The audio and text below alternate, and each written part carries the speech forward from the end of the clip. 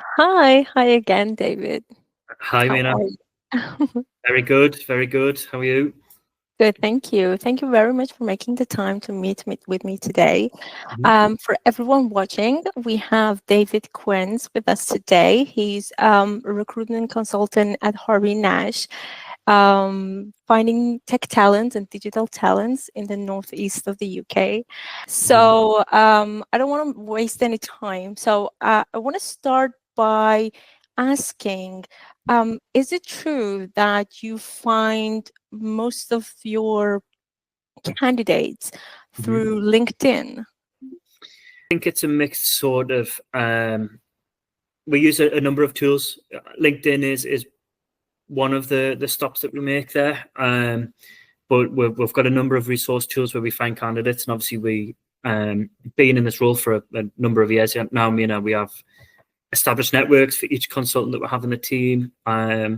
We focus on building relationships, so speaking to candidates who are on the market, even when there's not specifically a role there, getting to understand their experience and then keeping them in mind for when that role comes up is pretty important too.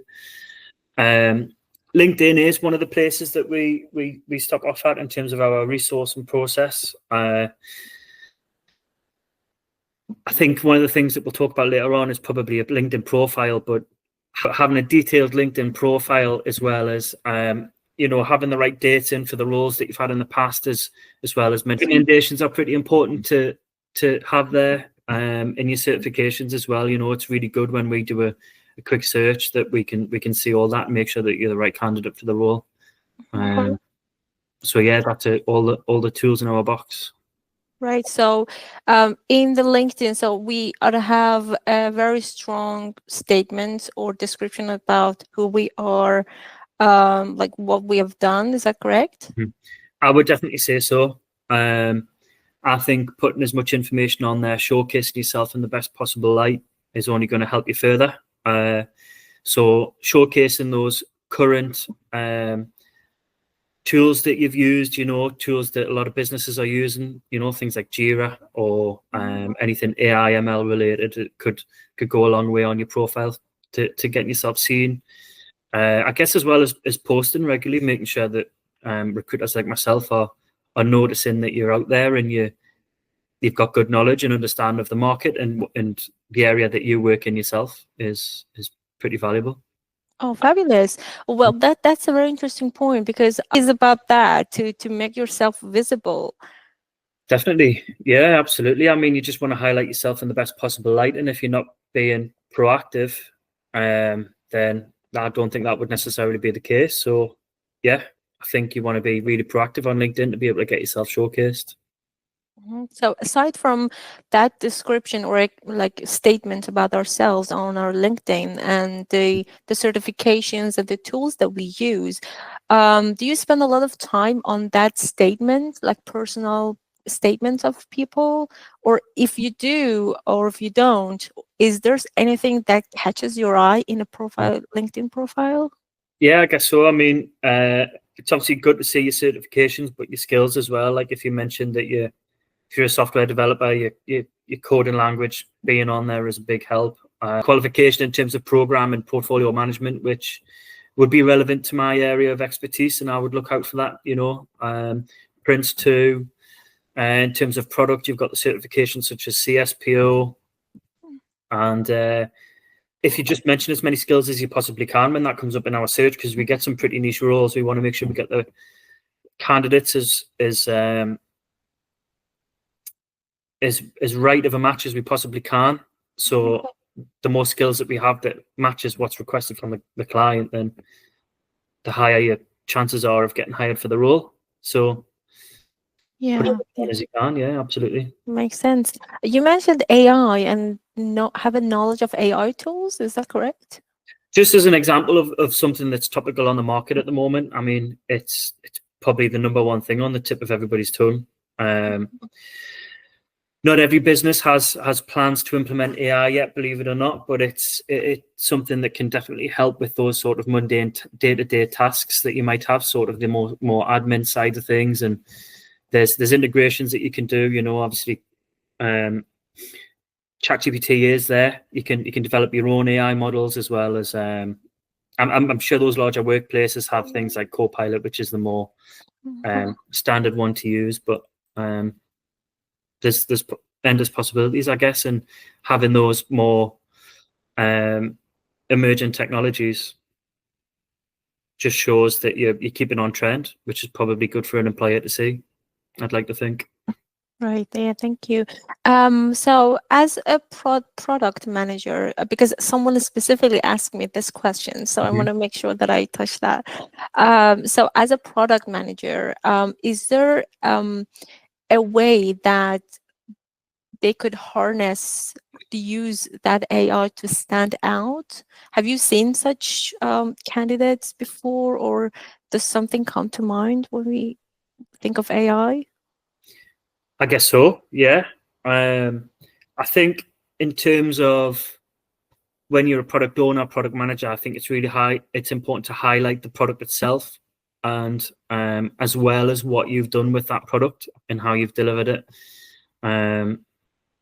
It's important, again, just to put as much detail in there as possible. I know a lot of people like to think that maybe a 2-page CV is the best way to go, maybe everything on 1 page, but really we're going to interview you anyway and ask you these details, and if we can see that detail on there, then we're more likely to pick up our phone and give you a call and ask you about that specific bit of experience. So it could be maybe something that's hid away in your background, but you've got experience with it, and that's what we could be end up calling you about. So if you're a product manager and you've got AI experience, I think, yeah, that's really useful. Again, emerging technologies, I think it's on trend, and more and more businesses will end up adopting AI and bringing it into their organization. So I think it could be useful. Yeah, absolutely, Mina. Back to CVs. You said that something about having 2 pages for a CV. Yeah. So would you recommend like keeping it real short? Some people have like a 1-page CV, some have 2, and we seriously have been recommended not to go beyond 2 pages. Yeah. But what is your preference in this? Yeah, I think if you're going to go for 2 pages, you've really just got to highlight the key things. You have to highlight the key things and tailor your CV towards that role. I think if you go on 2 pages and you're keeping your CV as open, and I guess I don't want to say vague, but not specific to the role that you're applying for, then I think that lowers your chances of getting put forward for an interview. So really what you want to do with your CV is, again, put as much detail in there as possible. I think what I'd like to see is an overview of the role, what you were brought in to do, what you actually delivered. I'd like numbers, figures, just as some evidence in terms of maybe delivery there, what you actually did.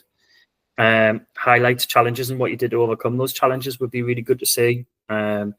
Especially, like, say, if you want to move into a management role and you want to exemplify how you've dealt with some difficult stakeholders in the past, that could be something that could be really valuable on there. So basically, has there been a CV, I mean, throughout this time that you've been recruiting people, that once you had a look at it and you were like, this is something that I wanted? I mean, it was so like well structured and to the point and well written that you just picked up the phone and called that person. Have you come across some such CVs? And if yes, what was that green flag? What made you pick up the phone? Impact-driven bullet points, I think, with having values on there and monetary values or team size, that sort of thing. Being able to back up what you're saying would be your green flag. Having relevant keywords for the role. So mentioning the tech that you've used, methodologies that you've delivered with. And then again, I think a green flag is mentioning your certifications as well, because certain employers do look for those sort of things. Again, like Prince2 and CSPO. Career progression.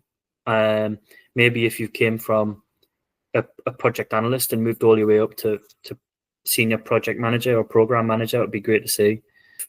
If I'm recruiting a role, what I'm looking for are the key requirements from the client, and that could literally be anything. So, say if they're looking for an AI product manager, then I'm looking for a product manager that's worked on an AI product. So I'm looking for that in the roles. I'm looking for that product manager to explain their experience in terms of managing products end to end.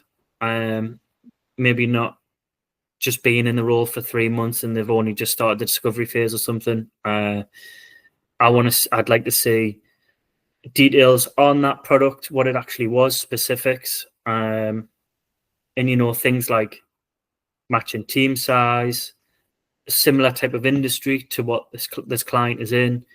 I think a CV, you probably do focus in on yourself a little bit, but as well, it's important to sort of tailor it to whatever you're applying for. From my perspective, it is just looking for those key things from that client briefing about the role and matching it to your CV. So it can really, it'll differ every time, Mina, but there has been instances where I've looked at a CV and I thought that the candidate's perfect and it's gone really well. But again, it comes down to that interview opportunity and how you present yourself in the interview. It's not always about the CV. Yeah, absolutely. That requires a whole other session, really, how to present ourselves in the interview. I've seen some CVs that they have for each work experience, they have several bullet points, and then a part says achievements. Like, have you come across such a thing? Is this something that you would advise, like to separate what they have done in that role and what they have achieved, or no, just to like have several bullet points, like 4 bullet points, and that's it? Absolutely, yeah. I think nothing wrong with bullet points as long as they're impact driven. There's no sort of fluff. Like if you're putting numbers in there, you're being specific about what you've delivered. Instead of applying, like mentioning your project management role and you've mentioned delivered 5 projects, you could then be more precise and mention delivered 5 infrastructure projects where I delivered, where I migrated from on-premise to cloud, that sort of thing. And, you can really go into a lot more detail there. Quick overview of the role, maybe 2 to 3 lines. Then you can bullet point your achievements and what you delivered in the role, maybe like 5 or 6 or 7, however many it takes to maybe sort of get the point of your role on the page. And then maybe the outcomes or achievements on the bottom of that, of what you've delivered. Like, what were the outcomes of saving 250,000 for the organization by streamlining processes or something? Maybe that was a project that you managed. So I think that's how you should lay out your roles on your CV. I think that would be great, because that's exactly what I'm looking for when I'm resourcing candidates. Right. You mentioned something about the time that somebody has spent on the role. Well, ideally, it would be like over a year or so. But there are people who switch companies. Maybe, for example, I met someone who had switched between, I think, 3 companies over 2.5 years. Is that a red flag? It depends. I mean, if you're in the contract market and you're a contractor, and you've been on 6-month contracts, each with different businesses, as long as it's explainable, Mina, I think it's okay. These things happen. People get made redundant. People get given better opportunities where they move up the career ladder.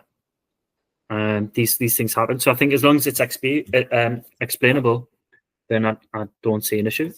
So one of the I would say struggles that applicants have usually is that, well, they want to apply for several roles, and some require a cover letter and some don't. What is the case? Do you really read the cover letters? Yeah, absolutely. I think a lot of CVs these days have like a profile summary or something quite small, but then a cover letter can be good because it can make a difference in another way. Especially roles that might require strong communication skills, or when you want to make a career pivot. I would do a career. Well, I always submit candidates with a cover letter after I interview them. So I attach this, and I explain why they're the right candidate for the role. So I would write a cover letter as a candidate when the job posting asks for it. Maybe if you have a unique story or a connection to the company, I would say it should be concise, tailored to the company, and then show genuine interest. I think you should include a clear reason why you want the role at the company. Maybe bring in a quick summary of your relevant experience, and then put some of your personality in. This is the first thing that they're going to read before your CV, so make it memorable. Wow, yeah, that's a good point, really. Yeah, to make it memorable. Okay, so I suppose everybody has that like personal story or connection to something. So I think maybe that would be something that catches the eye, or something that people will relate to, really. Absolutely, yeah. You say that internships play a good role in a CV, like people, if they have had internship experiences before, would that be something that really help with their application? I think for the more junior candidates, yeah. I think any experience that's relevant, I would like to, as a junior, if I was a junior candidate, I would be doing those boot camps, I would be doing those internships, I would be putting them all on my CV. I'd be highlighting those key areas, the key skills, key tools that I used, and I'd be specific about it, and I would say how much experience I have. And I would also outline where I want to grow and go into as well, highlight the future element of that. So yeah, I think really valuable, specifically for junior candidates. But say if I'm a senior candidate, probably wouldn't be relevant. Yeah, makes sense, really. Okay, So the IT project manager CV. So yeah. are there any like good points and bad points in this one? Absolutely. So this is obviously just the first page of a CV here.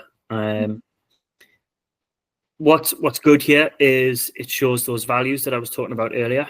In that first role, you can see that they've mentioned they successfully managed 12 technology releases a year, with projects ranging from 120K to over 470,000, requiring 12,000 resource hours, and that they led all aspects of projects, and that's throughout the project lifecycle there. So that's really good to see.